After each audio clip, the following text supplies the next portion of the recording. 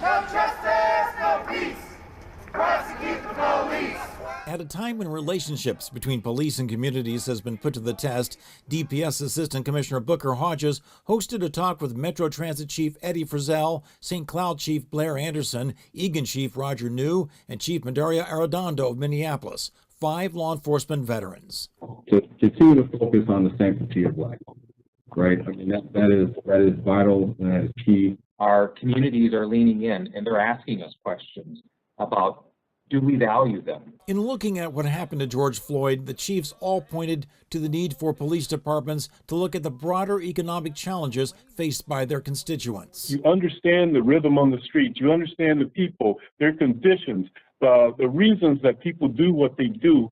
You're more likely to be more empathetic to their condition. The chiefs said the Black Lives Matter movement shares their core mission of policing. A number of people out in here in Minnesota and throughout the country that are Black Lives Matter supporter, but they also are supporter of public safety. St. Cloud's chief said he hopes people will go beyond marching for justice. Well, if you really want to see substantive and sustainable change, call me and come and work with those kids. Come and work with our officers who are working with those kids. For KARE 11 News, I'm John Croman.